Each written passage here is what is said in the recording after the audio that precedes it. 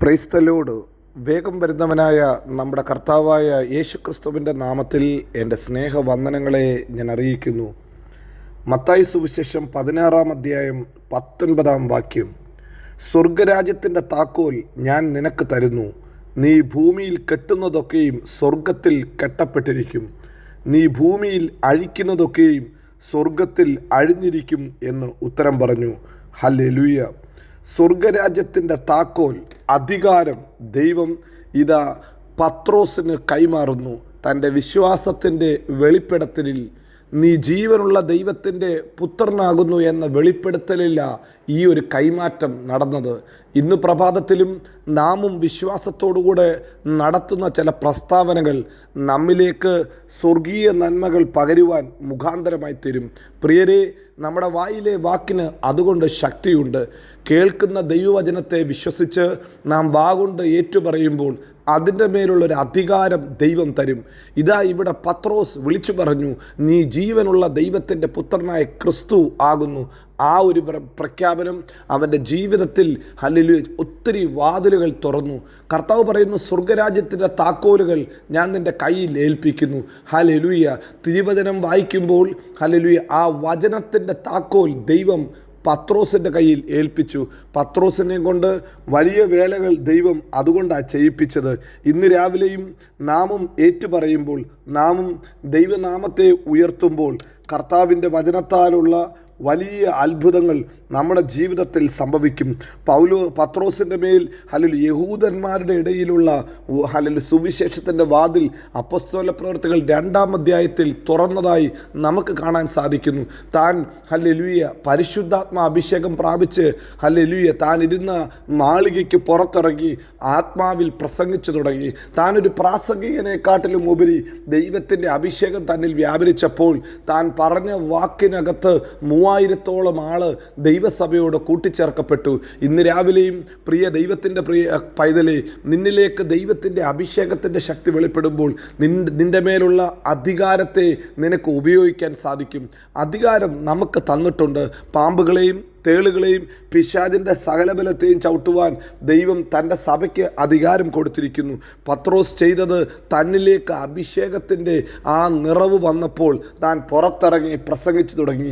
ഈ ദിവസങ്ങളിൽ ഞാൻ ഇങ്ങനെ പ്രാർത്ഥിക്കുന്നു, ഈ വചനം കേൾക്കുന്ന നിങ്ങളിൽ ഓരോരുത്തരിലേക്കും ദൈവം പകർന്ന അധികാരത്തെ ഈ ദിവസങ്ങളിൽ നിങ്ങൾ ഉപയോഗിക്കുന്നവരായി തീരട്ടെ. നിങ്ങളുടെ മേൽ പകർന്ന അധികാരത്തിൻ്റെ ശക്തി നിങ്ങൾ ഉപയോഗിച്ച് ചിലതിനെ തുറക്കാൻ, ചിലതിനെ അടയ്ക്കാൻ ദൈവം നിങ്ങൾക്ക് കൃപ നൽകും. ഇന്ന് പകൽക്കാലവും ശത്രുവിൻ്റെ വഴികൾ അടയ്ക്കപ്പെടട്ടെ, നന്മയുടെ വാതിലുകൾ തുറക്കപ്പെടട്ടെ. ത്രോവാസിൽ സുവിശേഷത്തിന് വാതിൽ തുറന്നതുപോലെ എഫദ എന്ന് പറഞ്ഞ് ഹല്ലേലൂയ ഊമയും ബധിരയുമായവരുടെ ഹല്ലേലൂയ വായും ചെവിയും തുറന്നതുപോലെ ചിലത് തുറക്കാൻ ദൈവം നിങ്ങൾക്ക് കൃപ നൽകുമാറാകട്ടെ. യേശു കർത്താവിൻ്റെ തിരുവചനവുമായി ഇതാ യഹൂദന്മാരുടെ നടുവിലേക്ക് വാതിലുകൾ തുറക്കപ്പെട്ടു. അപ്പോസ്തല പ്രവൃത്തി 8-ാം അധ്യായത്തിൽ ശമരിയരുടെ നടുവിൽ പത്രോസിൻ്റെ വേല അവിടെ വെളിപ്പെട്ടു.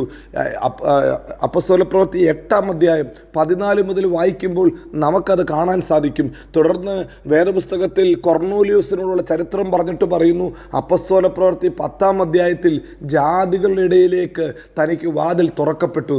നോക്ക്, കയ്യിൽ കിട്ടിയ താക്കോലിനെ പത്രോസ് എങ്ങനെ വിനിയോഗിച്ചെന്ന്, കയ്യിൽ കിട്ടിയ അധികാരത്തെ പത്രോസ് എങ്ങനെയാണ് വിനിയോഗിച്ചതെന്ന് നിങ്ങൾ വായിച്ചു നോക്കിയാട്ടെ. ഇന്ന് രാവിലെയും ജാതികളുടെ ഇടയിലും ശമരിയരുടെ ഇടയിലും ഹല്ലേലൂയ യഹൂദന്മാരുടെ ഇടയിലും ശുശ്രൂഷ വെളിപ്പെട്ട് വന്നതുപോലെ നമുക്കും വാതിലുകൾ കർത്താവ് തുറക്കും. പ്രിയ ദൈവത്തിൻ്റെ പൈതലേ, നമ്മുടെ കർത്താവിന് മുഖപക്ഷമില്ല. പത്രോസിനെ ഉപയോഗിച്ച അതേ കർത്താവ് ഇന്ന് പകൽക്കാലവും നമ്മെ ഓരോരുത്തരെയും ഉപയോഗിക്കുവാൻ വിശ്വസ്തനത്രേ, മാറാത്ത ദൈവമത്രേ, ആര് അടച്ചാലും തുറക്കാൻ കഴിയുന്നതത്രേ കർത്താവ് തന്ന താക്കോൽ. വെളിപ്പാട് പുസ്തകം 3-ാം അധ്യായം 7-ാം വാക്യത്തിൽ പറയുന്നു, ആരടച്ചാലും തുറക്കാൻ കഴിയുന്ന ആ താക്കോൽ ദൈവം നമ്മുടെ കയ്യിൽ തന്നിട്ടുണ്ട്. ശത്രു കെട്ടി അടച്ചതായിരിക്കാം, നന്മകൾ അടച്ചു കളഞ്ഞതായിരിക്കാം, മുമ്പോട്ട് പോകണ്ട എന്ന് പറഞ്ഞ് വഴി അടച്ചു കാണാം, ചെങ്കടൽ പോലെ വഴി അടഞ്ഞിരിക്കുകയായിരിക്കാം. ഇന്ന് രാവിലെ സമയത്തും ദൈവം തന്ന അധികാരത്തെ ഉപയോഗിച്ചുകൊണ്ട് നമുക്ക് കൽപ്പിക്കാം, മുമ്പിലുള്ള മുമ്പിലുള്ള വാതിലുകൾ തുറക്കട്ടെ, മുമ്പിലുള്ള പ്രതിസന്ധികൾ മാറിപ്പോകട്ടെ. പ്രിയരെ, ഇന്ന് പകൽക്കാലവും കർത്താവിൻ്റെ സഭയ്ക്ക് അധികാരമുണ്ട്. ദൈവസഭയാകുന്ന നമുക്ക് ഓരോരുത്തർക്കും ദൈവം തന്ന അധികാരമുണ്ട്. ആ അധികാരത്തെ നാം ഉപയോഗിക്കുമ്പോൾ ദൈവത്തിൻ്റെ നാമം അത്രേ മഹത്വപ്പെടുന്നത്. യെശയ്യാ പ്രവചനത്തിലൊരു വാക്യമുണ്ട്, ദാവീദ് ഗൃഹത്തിൻ്റെ താക്കോൽ ഹല്ലേലൂയ അവൻ്റെ തോളിലിരിക്കുന്നു. ദാവീദ് ഗൃഹത്തിൻ്റെ താക്കോല കർത്താവിൻ്റെ തോളിലിരിക്കുന്നത്.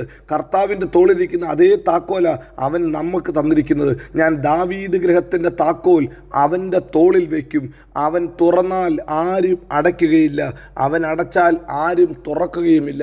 ഇന്ന് രാവിലെ സമയം ഈ വചനം കേൾക്കുമ്പോൾ പരിശുദ്ധാത്മാവ് നമ്മെ ഓർമ്മപ്പെടുത്തുന്നത് ഹല്ലേലൂയ ഇതാ ഹല്ലേലൂയ അവൻ അടയ്ക്കുവാനും തുറക്കാനുമുള്ള അധികാരം ദൈവസഭയ്ക്ക് തന്നിരിക്കുന്നു. വചനത്തിൻ്റെ വാതിൽ തുറക്കാൻ, സുവിശേഷത്തിൻ്റെ വാതിൽ തുറക്കാൻ, നന്മയുടെ വാതിലുകൾ തുറക്കാൻ, ഹല്ലേലൂയ ദേശങ്ങൾ തുറക്കുവാൻ, ഹല്ലേലൂയ ദൈവം നമുക്ക് വേണ്ടി കൃപ തന്നിരിക്കയാൽ സ്തോത്രം, അധികാരം തന്നിരിക്കയാൽ സ്തോത്രം, അവൻ്റെ മഹത്വം നമ്മിലേക്ക് പകർന്നിരിക്കയാൽ സ്തോത്രം. ഇന്ന് പകൽക്കാലവും നമുക്ക് അത് ഉപയോഗിക്കാം, ദൈവനാമത്തെ ഉയർത്താം, കർത്താവിന് എല്ലാ മഹത്വവും നമുക്ക് കൊടുക്കാം. അവൻ വിശ്വസ്തൻ, വാക്കുമാറാത്തവൻ, നമ്മെ എല്ലായിടത്തും എല്ലായ്പ്പോഴും ക്രിസ്തയേശുവിൽ ജയോത്സവമാക്കി നടത്തും. God bless you. Amin, Amin.